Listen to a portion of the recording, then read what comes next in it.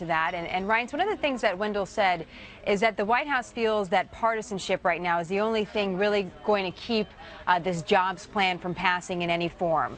And that's the question we have for you today, as someone that speaks for the Republican National Committee. Is the script already written as far as the response to the president's plan tonight, or are you open to some of these ideas that the president will present? Well, I think the speaker's made it pretty clear now, Jenna, that obviously he's going to be listening for common ground. I'm sure the Republicans that are there obviously are going to be looking for common ground, and I think that's what America wants too. Unfortunately, what we're seeing here, Jenna, is that the president just continues to be tone deaf. I mean, I listened as well to that report, and we've got the president coming through with yet, more stimulus, more unemployment checks, it's just more of the same. And unfortunately, I think the American people in this country are just glazed over and sick and tired of these speeches. And quite frankly, although people are desperate for change and desperate for an America to get back on track, we've got a president who just doesn't get it. And, it sounds like he's just going to propose more of the same things that didn't work the first time.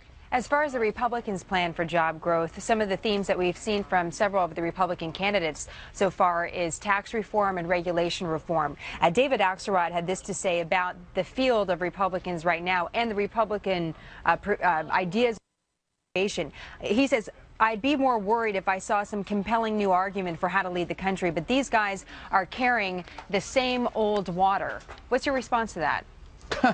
Well, the same old water, like what? Like to get the EPA out of the warehouses across America that are shutting down businesses, like the the National Labor Relations Administration that are telling thousands of jobs for Boeing that they can't relocate in South Carolina. I mean, David Axelrod and this president have nearly destroyed this economy in 2.5 years, and their answer to the problem is to double down with yet another speech that Americans are sick and tired of. So, I think that we need to get serious about putting people back to work and good-paying jobs again in America. And right now, this president is content with speeches and forensic contests to see obviously how well he can deliver to a joint session of Congress that we just don't need. Reince, just a final question here about the election overall. I was looking at a report put out by the Democratic National Committee about the Tea Party policies and whether or not Republicans are taking on those extreme, as they call them, policies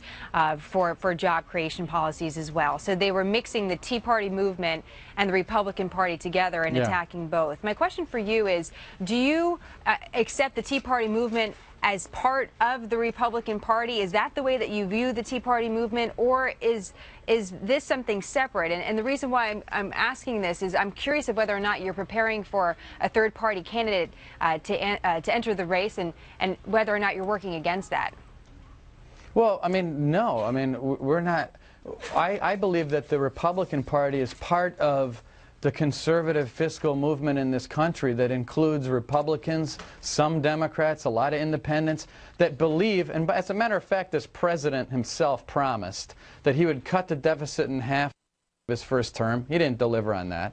He promised that he would get the debt under control. He's put us on a trajectory to oblivion here in 2.5 years. So I would say that the issues that matter to the Tea Party, the debt, the deficit, jobs, the economy, those are the same issues that the Republican National Committee believe in. And guess what? Those are the same issues that most Americans believe in. And that's why the Democrats and the DNC can continue to play small ball. They want to talk about evolution. They want to talk about the Tea Party and everything else, except for the fact that this president and the Democrats have nearly destroyed this economy in 2.5 years. That's going to be their problem. That's why this president is going to be a one-termer next year in November. Right, so we'll see what happens tonight with the jobs plan and see if some of that common ground that you mentioned is found. In the meantime, thank you for joining us today. We appreciate the time. All right, go Packers, Jenna.